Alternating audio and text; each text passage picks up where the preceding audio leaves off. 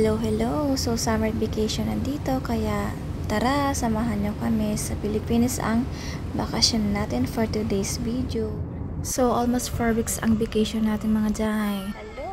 So, we're waiting for our flights going to Philippines and guess what? 9 hours kaming naghihintay.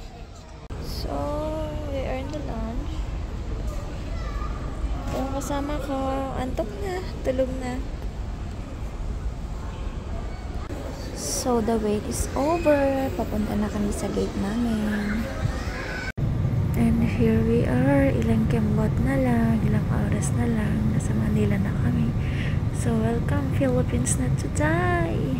Actually, almost 4 years din na hindi nakauwi. Kaya excited ang inday ninyong makasama ang pamilya. So, we are waiting now for our luggage. And boom! Travel to hometown na tayo. Nakapag-video kanina kasi sobrang pagod namin. So, yeah. We book an hotel first bago kami umuwi sa bahay. And this is it, Pansit. We are here. And the first food that I eat, halo-halo para sa mainit na panahon. So, good morning. This is our second day here at look. Hagardos Versosa ang kasama ko dahil may jet lag pa kami. So, ayun na nga. Nagpunta kami ng Pilipinas na may bagyo. Pero okay lang. At least natry ng kasama ko kung paano ang mabaha dito. Ano? Charus! So, dito nga katatapos lang ng bagyo. So, naisipan namin mamasyal sa tabing dagat para naman makita namin kung paano ang ilog, ang beach pag ganitong katapos lang ng bagyo. At dahil nga medyo okay na ang panahon, kaya naman sinulit na namin ang pagkakataon makapamasyal sa mga iba pang tourist spot dito sa amin. So, pinuntahan namin ang Malacanang of the North kung saan yung dating bahay ni na former President Marcos dito sa amin. And ang ganda ng paligid niya, grabe. So, nakaka-relax din niya. Kaya, halina kayo't bisitahin ang old house ng ating amang Apo Lakay Marcos. And after that, dahil malapit naman ang Chinese garden dito, kaya pinuntahan na din namin. So, yeah, kakatapos lang ng bagyo at okay naman, mahangin nga lang dito. Chinese garden.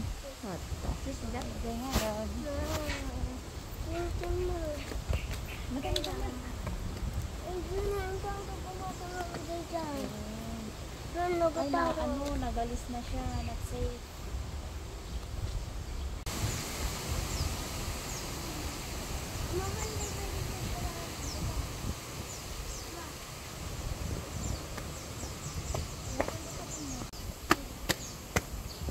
Dati man lang alam, magiging kami. Para picture-picturean nila. Kaya kami yay. And welcome to Playa Tropical. So, 1 week kaming mag-i-stay dito sa Playa Tropical. But guess what? May bagyo ulit. Kaya look, kitang-kita naman sa mga kahoy dyan. Maano talaga, mahangin siya. Pero, we're gonna enjoy it naman. Kahit dalawa lang kami ngayon dito. O yan, may naglilinis ng pool. So, yung binook pala naming hotel malapit din sa beach. So, kitang-kita nyo ang alon. Medyo malakas. At parang nag-brown na rin siya dahil nga sa may bagyo ngayon dito. Hola! So, overall, how can you rate our vacation here? 5. 5 out of 10? Out of 10, how much the rate? 7. Around 7. But did you enjoy your stay here also? Yeah. Even the weather is really crazy? Yeah. Look in here. Yeah. Kasi wrong timing.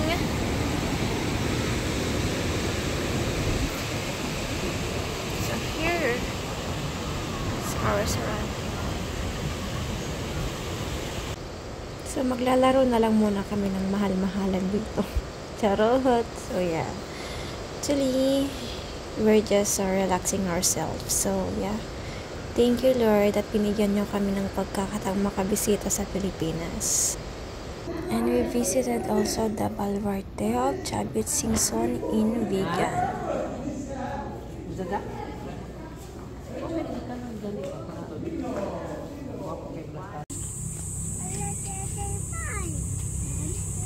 Ala, dapat di jay. Wala na.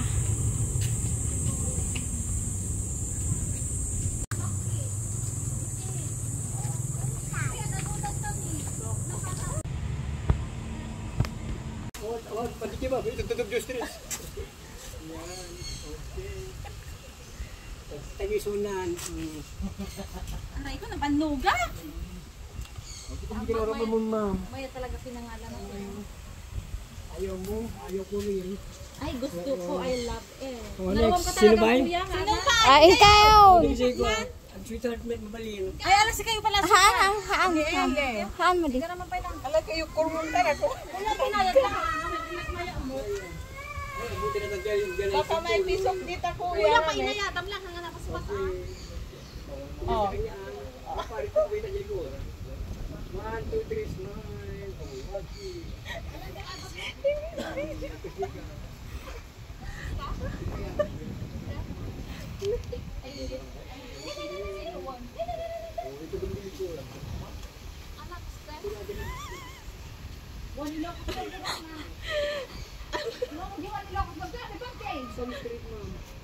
Alam mo, alam mo.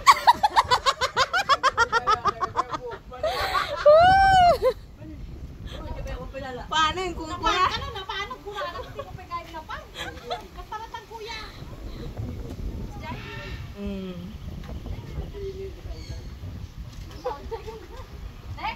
Of course, we need to be at tita's duty for a day. So, dali na lang muna natin ang mga bata sa palaruan para man mag-enjoy sila while waiting sa pinagawa kong class ni Mudra Bells.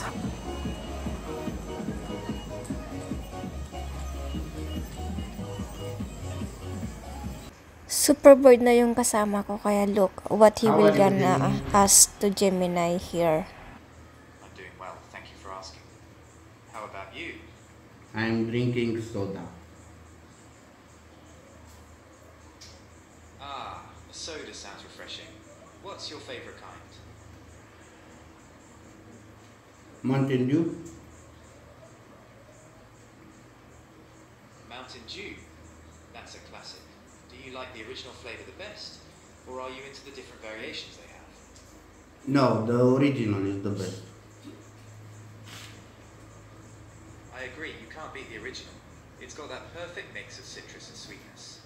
Do you have any plans for the rest of the day?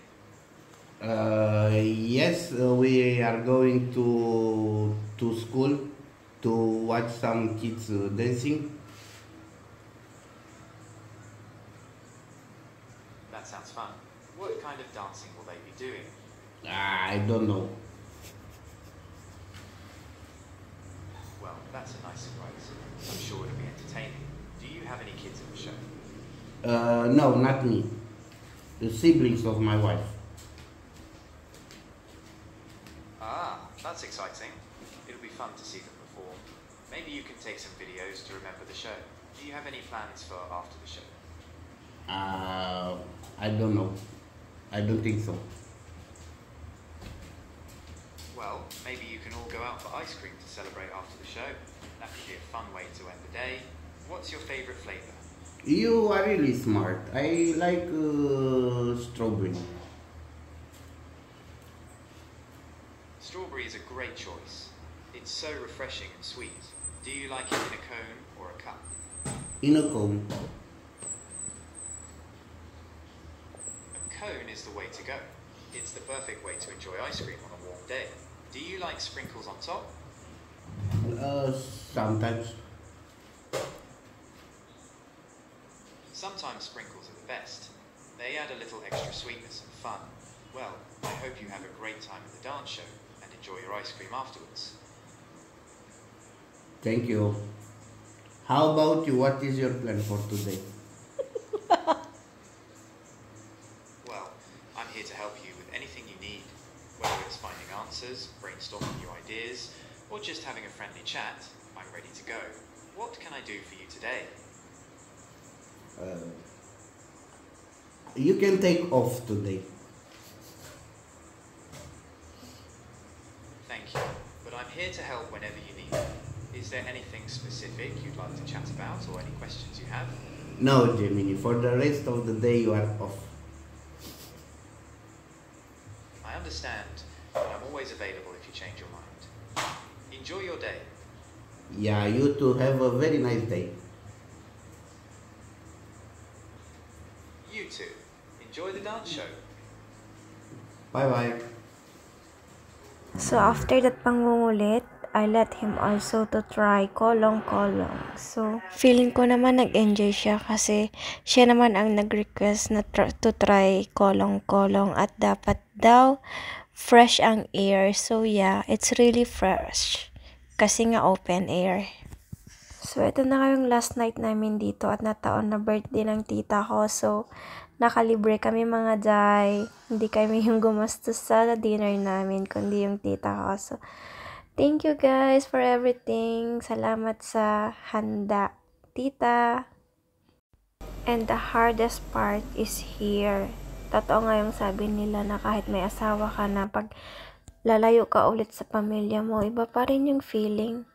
Sobra masakit pa rin para sa akin na mawalay sa kanila. Pero wala tayong magagawa. So, tiis muna tayo after 4 to 5 years siguro ulit bago tayo makauwi mga jay. So, ngayon, medyo tiis-tiis na lang muna. Your life vests are found under your seats or in the middle of your armrest.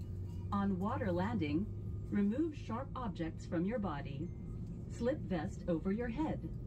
Take tape around your waist. Push end to buckle. Pull waist tape to tighten. When outside the aircraft. So, bale, nag-connecting flight na lang pala kami. So, going to Manila, nag-plane na lang din kami. Para hindi kami mahirapan sa biyahe kasi sobrang haba. 8 hours kasi yung biyahe namin papunta doon. And then, after Manila to Turkish naman kami. So, malapit na kami talaga sa katotohanan dahil nabalik sa dati ang lahat na yun. Kaming dalawa na lang ulit at saka trabaho na lang ulit ang gagawin namin. So, kailangan na ulit namin mag-set ng goal at makapag-ipon para naman may magamit ulit tayo pag nag-travel ulit. So, pero ngayon, tiis-tiis na muna at kayod-kayod. Oh shit, hanggang dito na muna ang ating video. So, thank you so much. Hanggang sa susunod. Bye!